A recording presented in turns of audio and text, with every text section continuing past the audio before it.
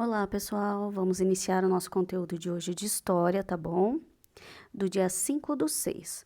Hoje nós vamos falar sobre a expansão territorial. Como vimos na apostila anterior, os espanhóis disputaram com os portugueses no período das grandes navegações a posse de novos territórios. De acordo com o Tratado de Tordesilhas, a maior parte do que hoje constitui o Brasil pertenceria aos espanhóis e não aos portugueses. Vamos aqui passar para ver algumas imagens. Vamos observar agora aqui ao lado no mapa, o mapa de Tordesilhas, aqui, ó, o mapa no caso do Brasil, né? Que foi o acordo firmado entre Espanha e Portugal. O que eles falaram? Que sobre quem teria direito ao território encontrado a partir das grandes navegações e como foram definidas com o Tratado das Terras Descobertas. Que a oeste do meridiano de Tordesilhas pertenceria à Espanha. E as que situassem a leste pertenceriam a Portugal. Aí foi mais ou menos, ó, tem uma tirinha aqui, ó, que é uma charge, né, que eles falam, né, que foi um acordo entre amigos, né, eles decidiram, aqui até uma piada, levei 5-1 e você 4-0. Acho que não foi um bom negócio. Um termo de brincadeira aqui que eles fizeram entre eles, né? Aí aqui, ó, mas como os espanhóis permitiram isso? Vamos descer um pouco a imagem aqui, ó lá. Eles, ó, queriam mais ou menos saber quem levaria a maior fatia do bolo. Quem levaria a maior parte, né, nesse acordo. Só que os espanhóis acabaram, né, se desligando as aventuras exploradoras. E o que eles fizeram? Eles se ocuparam aqui em procurar e encontrar ouro e prata. Isso quem fez foram os espanhóis. Eles não se preocuparam em avançar nas aventuras exploradoras. E aí, o que os portugueses fizeram? Se aproveitaram da situação e avançaram para dentro das terras, que no caso seriam, né, que pelo acordo pertencentes a Portugal. E agora nós vamos dar início à colonização do interior. A colonização do interior, ainda na página 143, logo aqui no início que ele fala assim, ó, que a colonização do interior teve início a partir da ocupação do litoral. Como o cultivo da cana-de-açúcar prosperou, sobretudo na região nordeste, as demais regiões litorâneas tiveram que desenvolver outras atividades econômicas. Vamos voltar lá para as imagens. Como eu já havia falado, né? A ocupação se deu pelo litoral. E o quê? O cultivo de cana, ele estava, o quê? Ele prosperou, ele cresceu muito na região nordeste. E o que aconteceu? As demais regiões litorâneas tiveram que desenvolver outras atividades econômicas. Quais eram elas? Logo aqui abaixo, ó. Que eram, no caso aqui, que eles tiveram que criar um novo produto. Que esse produto foi o quê? Eles plantaram uva, trigo e algodão. E também trabalharam com a pecuária, tá? Aí aqui, sim, partindo da vila de São Vicente, o interior do território passou a ser ocupado com o plantio de produtos que abastecessem a colônia e com a prática da pecuária, que foi o que a Pro já explicou aí. Essas atividades, além de contribuírem para a economia da colônia, auxiliaram no processo de expansão do território, do crescimento do território, tá? Vamos voltar para a próxima página da apostila 144. Que aí, continuando o que eu já tinha falado, né, que eles combinaram entre si o plantio de uva, algodão e trigo. Já a criação de gado expandiu-se tanto para o interior da região nordeste quanto para a região sul, né? E o que eles fizeram aqui? Nesse plantio, o que eles faziam? Eles criaram uma atividade complementar, né? Que foi a plantação de uva, algodão e trigo. Só que essa plantação buscava atender às necessidades da colônia. Não era para exportação, era para ser produzida e para ser consumida no Brasil, e não para exportação. Aí aqui, como ele falou aqui, ó, que o gado, né, ó, nessa parte aqui, deixa eu marcar para vocês aqui, ó. Peraí. Espera só um pouquinho. Aqui, ó, utilizada na produção de açúcar e na alimentação geral, a pecuária tornou-se uma atividade bastante lucrativa, era o que estava dando muito dinheiro para a colônia naquela época. Por quê?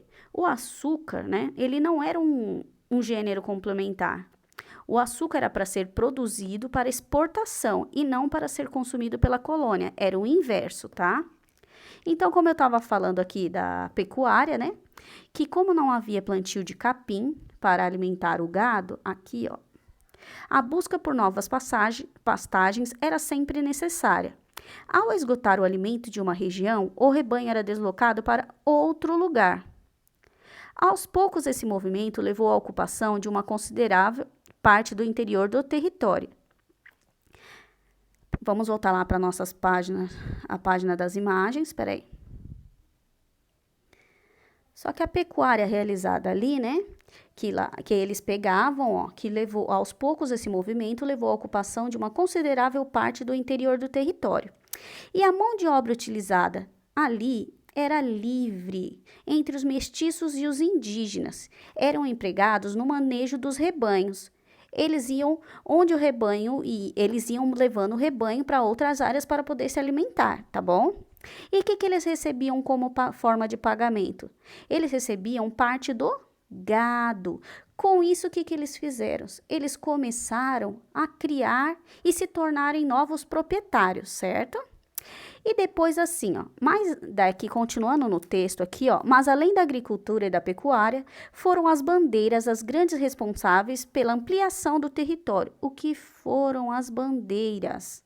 As bandeiras eram o quê? Expedições particulares que tinham como objetivo explorar o interior do território e que ultrapassaram, nesse processo, os limites definidos pelo Tratado de Tordesilhas. Que aqui, ó, esse aí é o monumento das bandeiras do escultor Victor Becherete, em São Paulo, uma homenagem aos bandeirantes. Bandeirantes foi o nome dado aos homens que formavam essas expedições que saíam das regiões de São Paulo e São Vicente em direção a Minas Gerais, Goiás, Mato Grosso e Mato Grosso do Sul. Ó, durante essas expedições pelo território, os mantimentos dos bandeirantes acabavam e eles eram obrigados a montar acampamentos para plantar e repor o seu estoque, que era o que eles faziam aqui, ó. E com isso, quando eles plantavam na determinada região, eles montavam um acampamento. E cada local que eles montavam um acampamento, acabava acontecendo o quê? Se criavam pequenos povoados, né? E com isso, em cada local que eles passavam, que ficava um povoado, e com isso, o que acontecia? Se estendia mais ainda o território crescia mais, tá? Aí aqui, vamos voltar lá no nosso texto. As bandeiras eram formadas por centenas ou até mais de 1000 homens que percorriam o sertão durante meses e até por anos, como mostra a imagem aqui, ó.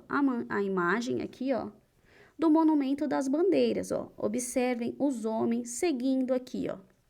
Cada bandeira tinha um chefe, um grupo de homens brancos para ajudá-los e um capelão e muitos indígenas. O capelão, o padre que seguia juntamente com os bandeirantes durante as viagens e era o encarregado de rezar as missas e prestar assistência espiritual, porque ele tinha essa missão de pegar, porque nessa época a população era muito religiosa. Então, sempre ia um capelão junto nas missões. Aí, aqui, ó.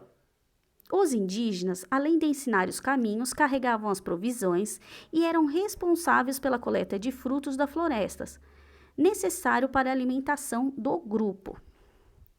Vamos voltar para as imagens. Só que antes de passar para as imagens, vamos ler esse pedaço aqui do texto que fala sobre o bandeirismo.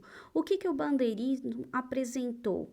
O bandeirismo apresentou 3 fases. Inicialmente, no bandeirismo apressador, que seria o quê? Os participantes da expedição tinham como grande alvo o aprisionamento e a venda de indígenas como escravos, tá? Vamos olhar lá nas imagens. Aqui, ó, como podemos observar nas imagens, ó, aqui, ó, o bandeirismo apressador, ele fazia o quê? Eles caçavam e capturavam os indígenas e os africanos também, né? Que nessa época acabavam fugindo. E eles tinham essa função. E tem o bandeirismo prospector, tá? Que ele tinha a função de quê? Que essas expedições passaram a buscar metais e pedras preciosas pelo interior. E foram os bandeirantes os responsáveis pela descoberta e pelo início da exploração do ouro na região de Minas Gerais. E por fim, aqui logo no final do nosso texto, que eles falam o quê? Que as expedições passaram a ser contratadas por representantes da coroa ou senhores de engenho interessados em combater as populações indígenas, como mostra essa imagem abaixo aqui, ó. O que eles faziam? Eles capturavam os escravos, né? Tanto os indígenas como os escravos que fugiam. E no caso, esse bandeirismo ficou conhecido como bandeirismo de contrato.